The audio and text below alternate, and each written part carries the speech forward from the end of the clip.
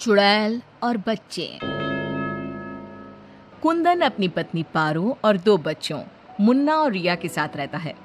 चारों का परिवार अच्छा खासा खुशहाल चल रहा था, लेकिन एक दिन उसकी पत्नी पारो सीढ़ियों से फिसलकर गिर गई और अस्पताल पहुंचने से पहले ही उसने दम तोड़ दिया। कुंदन की जिंदगी तो जैसे वीरान हो गई। बच्चे भी बहुत दुखी रहने लगे। इसी तरह देखते देखते 1 साल बीत गया। एक दिन कुंदन का मित्र उनसे मिलने आया। अरे कुंदन, तुम इन बच्चों के लिए दूसरी शादी कर लो। कम से कम बच्चों की ठीक से परवरिश तो हो जाएगी। मित्र के बार बार समझाने पर कुंदन तैयार हो जाता है। नई माँ रूपा शुरू में बच्चों और कुंदन का बहुत ख्याल रखती है, पर 6-7 महीने बाद ही वो कुंदन के जाने के बाद आराम से सो जाती। और जब मुन्ना और रिया स्कूल से आते तो, ए रिया, जल्दी से पूरे घर की सफाई कर और बर्तन धो दे, तभी खाना मिलेगा। और मुन्ना, जाकर छत की धुलाई कर। वो बच्चों से ही घर का सारा काम करवाती है। उन्हें खाना भी ठीक से नहीं देती। खुद के लिए और कुंदन के लिए वो बढ़िया बढ़िया पकवान बनाती। जब रात को कुंदन काम से वापस आता तो, अरे बच्चों ने खाना खा लिया? उनको तो मैंने कब का खिला पिलाकर सोने भेज दिया है। कितना ख्याल रखती है ये बच्चों का। एक दिन जब रूपा सो रही थी, मुन्ना देखता है कि रसोई की अलमारी में मिठाई रखी है, लेकिन वो वहां तक पहुंच नहीं पाता। तो वो अपनी बहन को बुलाकर लाता है। मैं घोड़ा बन जाता हूँ, तुम मेरे ऊपर चढ़कर वो मिठाई उतार दो। उन्होंने मिठाई उतारी और खा ली। अचानक मिठाई का डिब्बा रिया के हाथ से नीचे गिर जाता है और बिखर जाता है। आवाज सुनकर रूपा भागते हुए आती है। उसने आओ देखा न ताव और दोनों की खूब पिटाई करती। जब देखो तब भूखे ही रहते हैं ये बच्चे, न जाने इनका पेट है कि कुआं। बच्चे खूब देर तक रोते रहते हैं, लेकिन फिर आपस में ही बातें और मजाक करके एक दूसरे का मन बहलाने लगते हैं। रिया, जब मैं बड़ा हो जाऊंगा ना तो एक मिठाई की दुकान खोल लूंगा। पहले हम लोग खूब सारी मिठाइयाँ खाएंगे और फिर बेचेंगे। मुन्ना, मेरी तो शादी हो जाएगी, तुम अकेले ही सारी मिठाइयाँ खाओगे ना? अरे हाँ रे, तब तक तो मेरी भी शादी हो जाएगी। कुंदन जब घर आता है तब उसकी माँ बच्चों की खूब शिकायत करती है। अरे बच्चों, तुम्हारी माँ तुम्हारा कितना ध्यान रखती है। आखिर क्या कमी है तुम दोनों को? पिताजी, उनकी बात पूरी भी नहीं हो पाती कि हाँ हाँ कह दो कि मैं तुम्हें खाना नहीं देती, सारे दिन घर के काम करवाती हूँ, कह दो ना। मुन्ना चुपचाप खड़ा रहता है। अब तो हम दोनों को पिताजी से बात भी नहीं करने देती। नहीं माँ।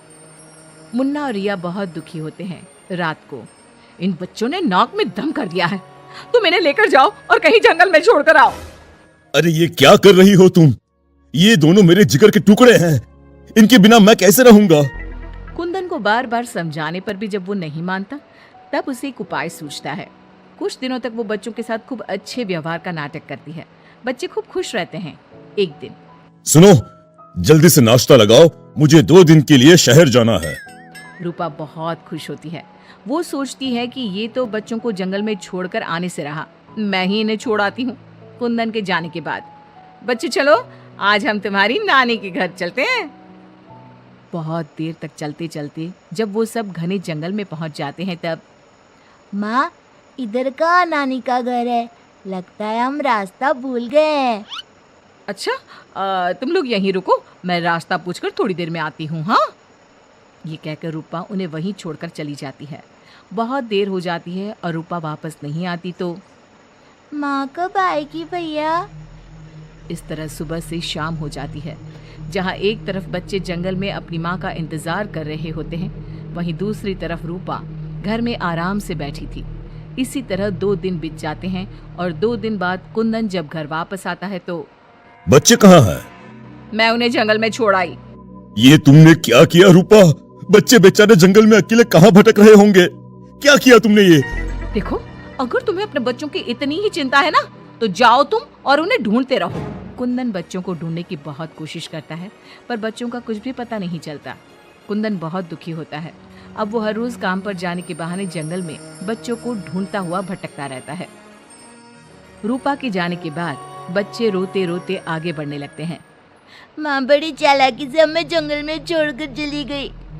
अब हमें रहने के लिए कोई ठिकाना ढूंढना ही होगा। अब तो अंधेरा भी गिर रहा है। आगे जाते ही उनको एक झोपड़ी दिखती है। बच्चों को थोड़ी आशा बनती है। दोनों भागते भागते वहां पहुंचते हैं और झांक कर अंदर देखते हैं तो एक बुढ़िया चरखी पर सूत काट रही थी। उसके शरीर पर सफेद वस्त्र थे। अंदर का माहौल बड़ा डरावना लगता है, पर बच्चों को तो कोई आसरा चाहिए था। वो दोनों दरवाजा खटखटाने लगते हैं। तभी वो बुढ़िया पीछे मुड़ती है। बच्चे जैसे ही उसे देखते हैं, उनके शरीर के अंदर भय से एक अजीब सी सिहरन दौड़ जाती है। माथे पर बड़ी सी लाल बिंदी, आंखें सुर्ख लाल और बाल भी अस्त व्यस्त। जैसे ही उसकी नजर मुन्ना और रिया पर पड़ती है, उसके चेहरे की रौनक बढ़ जाती है। वो बड़ी प्रसन्न होकर कहती है, आओ आओ बच्चों, मैं तुम्हारी दादी जैसी ही तो हूँ, आ जाओ। बच्चों को प्यार से वो घर के अंदर बुलाती है। बच्चों के लिए खूब सारी मिठाइयाँ, फल और बिस्किट ले आती है। बच्चे तो पहले से ही भूखे थे। वे खाना देखकर उस पर टूट पड़ते हैं। उनका सारा डर भी दूर हो जाता है। वो खाने के बाद तुरंत ही सो जाते हैं। जब सुबह उठते हैं तो बच्चों, हम घर के पीछे वाले बगीचे में चलते हैं। वहाँ बहुत सुंदर फूलों का बगीचा था। मुन्ना और रिया वहीं खेलने लगते हैं। बुढ़िया अंदर चली जाती है। तब तक मुन्ना की नजर एक गिलहरी पर पड़ती है, जो एक कोने में दुबकी हुई थी। मुन्ना उसे प्यार से अपने हाथ में उठा लेता है। तभी गिलहरी इंसानों की आवाज में बोलती है, बच्चों, तुम लोग यहाँ से भाग जाओ। ये बुढ़िया एक खतरनाक चुड़ैल है। तुम्हें खिला पिला कर पहले मोटा करेगी, फिर पिंजरे में डाल देगी।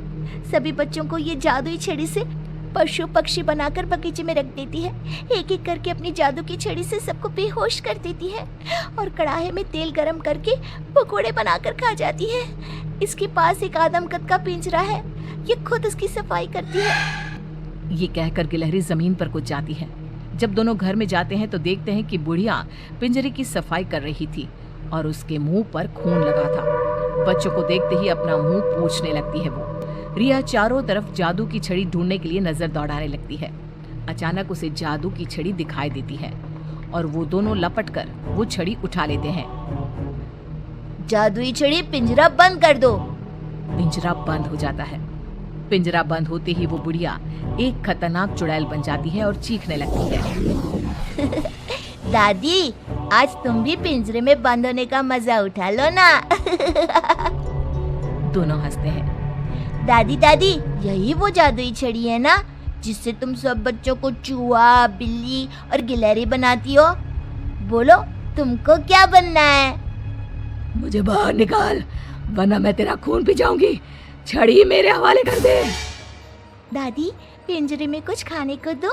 ये लो, तब तक आम की गुठलियां चूसो, इनमें अभी भी बहुत रस बचा है। दोनों आम की ढेर सारी गुठलियां पिंजरे में फेंक देते हैं। एक बार मैं बाहर आ जाऊं ना, तुम दोनों के पकोड़े बनाकर चबा जाऊंगी। जे काली कलकत्ते वाली, तेरा वचन न जाए खाली। जादुई छड़ी, इस चुड़ैल को मछली बना दो। जादुई छड़ी, एक बड़े से कढ़ाई में तेल गरम कर दो। जादुई छड़ी चुड़ैल को मछली बना देती है। दोनों उसे उठाकर एक बाल्टी में डाल देते हैं। कढ़ाई में तेल गरम हो रहा होता है। मुन्ना और रिया दौड़कर बगीचे में जाते हैं। वहाँ बहुत सारे जानवर और पक्षी होते हैं। जादुई छड़ी, इन सारे लोगों को इनके असली रूप में बदल दो। तभी सारे जानवर और पक्षी बच्चों में बदल जाते हैं। सब कमरे में आ जाते हैं। हमें इस चुड़ैल ने बहुत तड़पाया है, चलो आज इसको मजा चखाते हैं। जादुई छड़ी, इस चुड़ैल को पिंजरे में डालकर फिर चुड़ैल बना दो।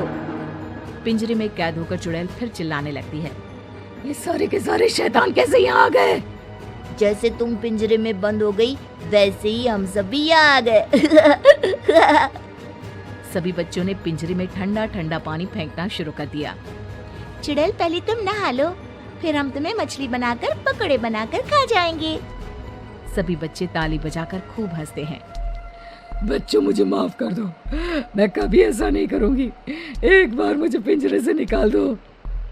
दोस्तों, क्या हमें इस चुड़ैल की चिकनी चुपड़ी बातों में आना चाहिए? नहीं, बिल्कुल नहीं, नहीं, बिल्कुल नहीं। मुन्ना जोर से छड़ी फटकारता है। जादुई छड़ी, इस चुड़ैल को मछली बनाकर कढ़ाई में डाल दो। मछली की कढ़ाई में गिरते ही बहुत तेज आवाज होती है, जैसे कहीं बिजली चमकी हो। सभी बच्चे डरकर एक दूसरे से चिपक जाते हैं। मछली का आकार बहुत बड़ी सी चुड़ैल का हो जाता है। वो बार बार कड़ाहे से निकलने की कोशिश करती है। सभी बच्चे मिलकर उसे फिर कड़ाहे में ढकेल देते हैं। अंत में वो गरम तेल में जलकर मर जाती है। सब बच्चे खुश होकर तालियां बजाने लगते हैं। मुन्ना जादू की छड़ी की सहायता से सभी बच्चों के साथ शहर आ जाता है। जब वे अपने घर पहुंचते हैं तब पिताजी हम आ गए। कुंदन उनकी आवाज सुनते ही भागता हुआ आता है। बच्चों को देखकर उसकी आंखों से झरझर आंसू गिरने लगते हैं। पिताजी आप रोइए मत, अब हमारे दुख के दिन खत्म हो गए हैं। मुन्ना कुंदन को सारी बात बताता है।